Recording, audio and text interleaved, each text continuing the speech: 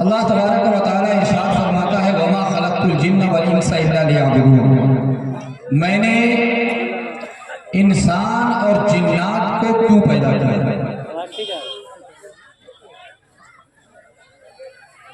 اللہ رب العزت خالق مطلق ہے، اس کا ہر کام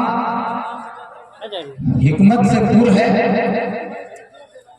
اللہ نے 18,000 مخلوقات پیدا فرمائے، ان 18,000 مخلوقات میں سے انسان اور جنات کو کیوں پیدا فرمایا، اس کی وجہ اس آیت کریمہ میں بیان فرماتا ہے کہ میں نے انسان اور جنات کو کیوں پیدا کیا، انسان اور جنات کی تخلیق کیوں ہوئی، انسان اور جنات کی پیدائش کیوں ہوئی۔ تو رب ارشاد فرماتا ہے کہ میں نے انسان اور جنات کو صرف اس لیے پیدا کیا کہ وہ میری عبادت کریں۔ کیا کریں؟ یہ تعمیر مسجد کا جلسہ ہے۔ ابھی آپ بڑے بڑے خطبہ اور علماء سے اس موضوع پہ مکمل اور مدلل گفتگو سے بات فرمائیں گے۔ میں نے انسان اور جنات کو صرف اس لیے پیدا کیا کہ وہ میری عبادت کرے، میری پرستش کرے، میری بندگی کرے، میری پوجا کرے، میری پرارتھنا کرے۔ انسان اور جنات کی تخلیق کا مقصد ہی عبادت ہے۔ اگر آیت کریمہ پہ لفظی بحث کی جائے تو آیت کا ترجمہ یوں ہوتا ہے کہ میں نے انسان اور جنات کو پیدا نہیں کیا لیکن صرف اس لیے، اور یہ لفظ صرف جہاں آ جائے وہاں دوسروں کی نفی ہو جاتی ہے۔ مطلب یہ ہے کہ صرف کے بعد جو لفظ آئے گا وہ پوزیٹو میں آئے گا اور اس سے پہلے جتنی باتیں ہوں گی وہ نیگیٹو میں چلی جائیں گی۔ تو رب فرماتا ہے کہ میں نے انسان اور جنات کو صرف عبادت کے لیے، کیول پوجا کے لیے، صرف بندگی کے لیے پیدا کیا ہے۔ تو ایک سوال پیدا ہوگا کہ مولا، اور صرف جہاں آ جاتا ہے، مثال کے طور پر آپ یوں کہیں کہ میں نے اپنے جلسے کی نقابت کے لیے صرف نقیب اہل سنت، نقیب اعظم ہندوستان حضرت مولانا کونین رضا کو بلایا ہے۔ توجہ ہے؟ کونین رضا کو بلایا، ان کے علاوہ کوئی اور نقیب ہمارے جلسے میں نہیں ہے۔ تو اس کا مطلب آپ یہ کہہ دیں کہ صرف کونین رضا ہی نقیب ہے میرے جلسے کے، اس کا مطلب ہے کہ یہاں بہت سارے علماء ہوں گے، خطبہ ہوں گے، نقیب ہوں گے، لیکن کوئی نقابت نہیں کر سکتا، کیونکہ لفظ صرف میں مولانا کونین رضا کے علاوہ سب کی نفی کر دی ہے۔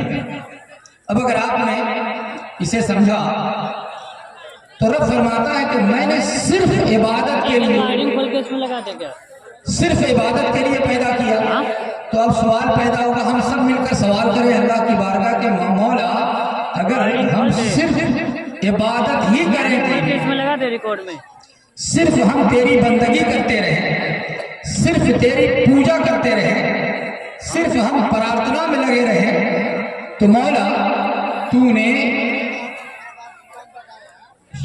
شادی بیاہ کا حکم دیا ہے، بال بچوں کی تربیت کا حکم دیا ہے، ذریعہ معاش یعنی زمین پر رزق تلاش کرنے کا حکم دیا ہے۔ توجہ ہے؟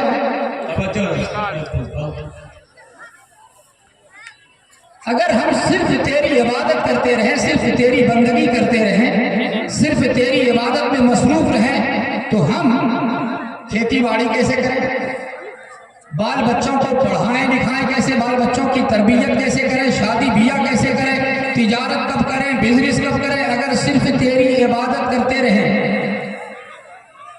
تو جواب ملے گا کہ تم نے ابھی میری عبادت کا مفہوم سمجھا نہیں ہے۔ میری عبادت کا مفہوم سمجھا نہیں ہے، تم نے عبادت کو چند قسموں میں، چند چیزوں میں تم نے میری عبادت کو منحصر کر دیا ہے۔ تم یہی سمجھتے ہو کہ صرف نماز پڑھ لینے کا نام عبادت ہے، صرف روزہ رکھ لینے کا نام عبادت ہے، صرف حج کر لینے کا نام عبادت ہے، صرف زکوٰۃ دینے کا نام عبادت ہے۔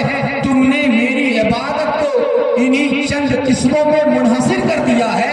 इबादत इन्हीं चंद किस्मों में मुनहसिर नहीं है। इबादत है क्या? तो अब सवाल करें हम सब कि मौला नमाज, रोजा, हज और ज़कात ये सिर्फ इतनी तेरी इबादत नहीं है तो इबादत क्या है? तो जवाब मिलेगा कि जितनी किस्मों में तुमने मेरी इबादत को मुनहसिर कर दिया है, मेरी इबादत इतने में मुनहसिर नहीं है। असल इबादत है क्या? तो रब फरमाता है लक़द काना लकुम फी रसूलिल्लाहि उस्वतुन हसना।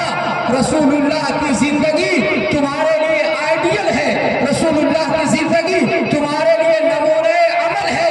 मतलब ये है कि मेरे महबूब की आदत को अपना लो, तुम्हारी हर आदत इबादत बन जाएगी। मेरे महबूब की अदाओं को अपना लो, तुम्हारी हर अदा इबादत बन जाएगी। महबूब की सीरत को अपना लो, तुम्हारी हर सीरत इबादत बन जाएगी। इबादत सिर्फ नमाज पढ़ लेने का नाम नहीं है, इबादत सिर्फ रोजा रख लेने का नाम नहीं है, इबादत सिर्फ हज कर लेने का नाम नहीं है, इबादत ज़कात अदा कर देने का नाम नहीं है। इबादत असल में मेरे महबूब की अदाओं का नाम है। नारे तकबीर, नारे रिसालत, मज़हबे इस्लाम, हज़रत अल्लामा मुफ्ती अहमद रज़ा साहिब क़िबला, अज़मते कुरान कॉन्फ्रेंस।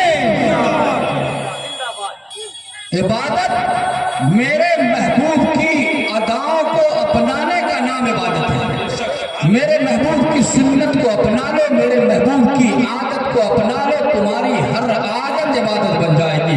अब अगर बात समझ में आ गई तो यूं कहिए कि महबूब की आदत के मुताबिक अगर हम खाना खाएं तो खाना इबादत है, पानी पिए तो पानी पीना इबादत है। रसूल की आदत के मुताबिक बच्चों की तरबियत करें तो तरबियत करना इबादत है, बच्चों की परवरिश करें तो बच्चों की परवरिश इबादत है। रसूल की आदत के मुताबिक अगर हम शादी ब्याह करें तो शादी ब्याह करना इबादत है। रसूल की आदत के मुताबिक अगर तिजारत करें तो तिजारत और बिजनेस करना इबादत है। रसूल की आदत को अपना लो, तुम्हारी हर आदत इबादत